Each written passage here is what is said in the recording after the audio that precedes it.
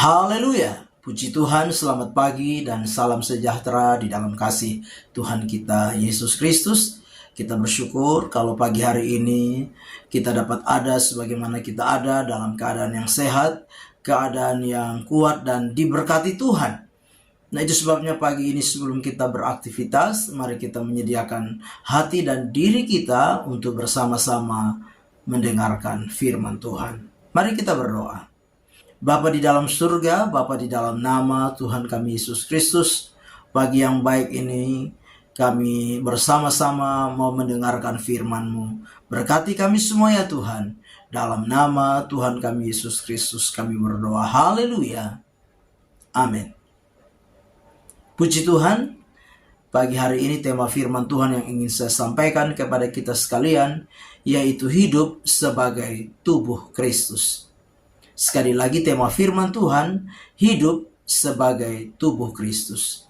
Kita sama-sama memperhatikan firman Tuhan di dalam 1 Korintus pasal yang ke-12 ayat yang ke-12.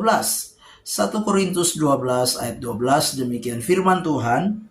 Karena sama seperti tubuh itu satu dan anggota-anggotanya banyak, dan segala anggota itu sekalipun banyak merupakan satu tubuh, demikian pula Kristus. Puji Tuhan. Bapak Ibu jemaat yang kekasih di dalam Tuhan kita Yesus Kristus, Rasul Paulus memberikan sebuah analogi yang luar biasa, yang sangat baik, yang sangat bagus, analogi yang begitu jelas tentang tubuh Kristus. Rasul Paulus mengambil sebuah analogi yaitu dari tubuh manusia. Nah, kalau kita memperhatikan tubuh kita, maka di dalam tubuh kita ini terdapat banyak anggota. Ada kaki, ada tangan, ada telinga, ada mata, ada mulut. Nah, kalau kita lihat juga di tangan, ada jari-jari tangan. Di kaki ada jari-jari kaki yang bentuknya berbeda. Nah, seluruh anggota tubuh ini memiliki fungsi yang berbeda satu dengan yang lain di dalam tubuh kita.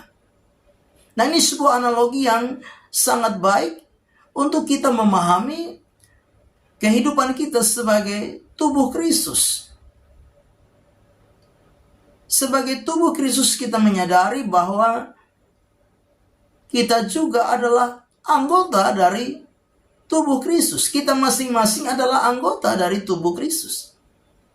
Itu sebabnya pagi hari ini lewat bagian firman Tuhan kita mau belajar bagaimana seharusnya kita sebagai tubuh Kristus dan kita yang juga adalah anggota tubuh Kristus itu hidup di dalam menjalani seluruh aktivitas kehidupan kita.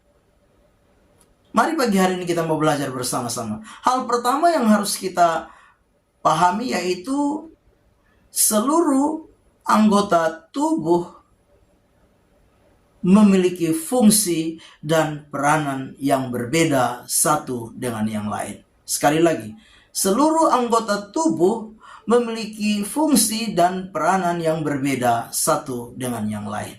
Nah, Bapak Ibu jemaat yang kekasih, sebagai anggota tubuh Kristus, mari kita menyadari bahwa setiap kita ditempatkan sebagai anggota tubuh Kristus yang berbeda fungsi dan peranan masing-masing.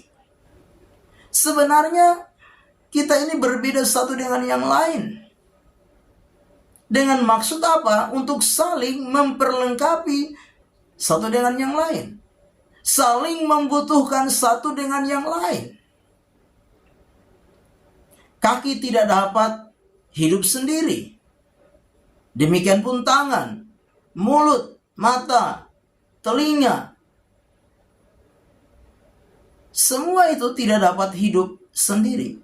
Karena apa? Saling memerlukan, saling membutuhkan, saling bergantung satu dengan yang lain. Kalau kita memperhatikan surat Korintus, di mana di dalam surat Korintus Rasul Paulus pernah menegur orang-orang percaya yang ada di Korintus untuk menyadari keberadaan mereka. Orang-orang Korintus ada yang menyebut diri sebagai golongan Apolos, ada yang menyebut diri sebagai golongan Paulus. Ada juga yang menyebut diri sebagai golongan Kristus. Ini tidak disukai oleh Rasul Paulus.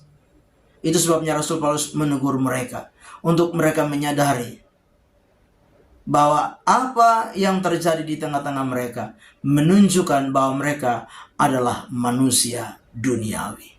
Mereka belum memahami tentang apa keberadaan mereka sebagai sesama anggota tubuh Kristus.